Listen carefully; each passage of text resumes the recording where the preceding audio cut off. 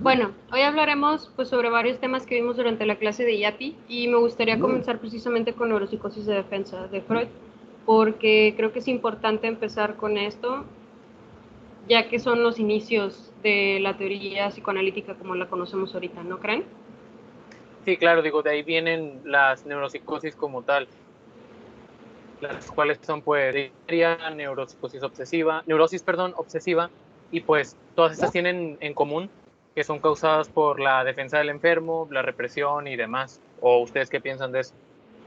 Sí, pues la verdad yo creo que Freud fue el precursor de esta teoría psicoanalítica, ¿no? Y también cómo toma a esta Janet y a Breuer desde otros puntos de perspectiva de partida hacia la histeria, por ejemplo. Janet nos viene hablando de esto, de cómo en la primera instancia es un estado primario en la decisión de conciencia. Y esto, por ende, causa la degradación del sujeto y se vuelve una síntoma de histeria. En cambio, contraparte con Breuer nos viene explicando cómo hay unas lagunas o espacios entre la conciencia, que estas lagunas las denomina como lagunas de hipnosis. Entonces, estas lagunas de hipnosis, cuando se aparecen en el sujeto, se segrega o se hace una consecuencia de la decisión de conciencia. Y Breuer lo toma la decisión de conciencia como una manera secundaria. Y de hecho, a Breuer todavía lo podemos ver ahorita en lo que es la terapia conductual, en la cual pues usan mucho este método de la sugestión e igualmente siguen retomando lo que es la hipnosis que en algún momento pues Freud dejó. Y pues también depende de cada uno, e igual pues también hay escuelas las cuales se dedican a esto de la hipnosis. Luego también tenemos lo que es la actualización de este texto con nuevas puntualizaciones donde se llega a añadir lo que es el trauma sexual en las tres neuropsicosis que debe ser vivido en la infancia, pero hace la diferenciación de que en la histeria pues son roces que simulan el sexo, mientras que en la neurosis obsesiva ya es en sí la actividad sexual como tal.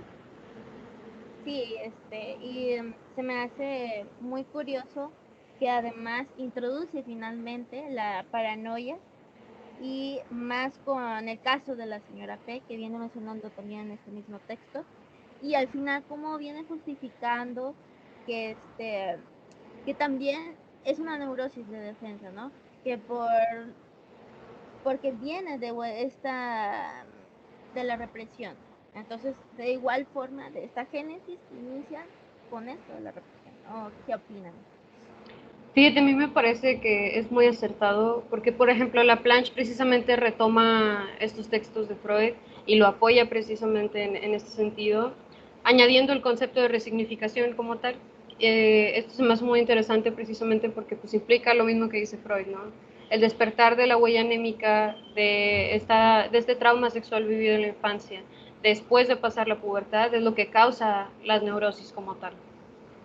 De hecho, pues un ejemplo es el caso Emma, donde se nos presentan dos momentos, en el cual el primero pues se da en la actualidad de la chica a los 12 años, donde entró a una tienda a comprar algo y vio a dos dependientes riéndose y huyó completamente. Y pues ya el otro después en el proceso se dio a la edad de 8 años, en la que un pastelero hizo tocamientos en ella. Sin embargo, ella regresa una segunda, pero última vez, pero llega a reprocharse ese aspecto de por qué regresé una segunda vez y estaba haciendo esto. Pues no había como este aspecto desarrollado de la sexualidad. Y luego, por ejemplo, esto me recuerda mucho al tema de sobre psicoterapia, precisamente porque pues, Freud al terminar las bases teóricas que discuten ambos textos de neuropsicosis de defensa, pues empieza a crear el método analítico como tal, pero nota que no le dan la validez ni la importancia que tiene a diferencia de la teoría que desarrolla, y es donde hace pues ciertas puntuaciones como tal, ¿no? Sí, bueno, algunas pues vendrían siendo sobre la sugestión y el análisis, y pues su diferenciación también, como la primera se introduce para evitar los síntomas e ideas patógenas, y pues el análisis busca quitar los síntomas. Sí, y también habla de esto, de que los pacientes deben ser capaces de tener este estado normal y como además hay límites de edad, él dice que menciona esto de que no atender pacientes mayores a 50 y el de que se pueden atender mínimamente a los que son pubertos, ¿no? Prepubertos. Y pues también la terapia se basa en este proceso anímicos inconscientes que son reprimidos y se deben vencer las resistencias para hacerlo consciente y recuperarse de ello, ¿no? ¿Cómo ven eso? Sí, digo, yo pienso que si metemos a algún otro autor, por ejemplo, Coderch, concuerda de cierta manera con Freud, porque bueno, Freud habla sobre la importancia de la transferencia paciente-terapeuta y cómo esta específicamente pues es la cura para ciertos trastornos. Y pues Coderch trabaja básicamente con en análisis de la transferencia paciente-terapeuta, con la diferenciación de que pues no favorece a la regresión de la misma. Y vaya, con esto de las bases de la terapia me parece importante hablar sobre perturbaciones en la formación de la estructura psíquica, claro. Pues, ¿cuál vimos en clase? Pues una vista fue la depresión anaclíptica, donde pues sabemos que implica sentimientos de no ser querido, de no ser deseado, descuidado, abandonado, y presenta poca tolerancia a la frustración y pues un deseo de confort y de ser acariciado.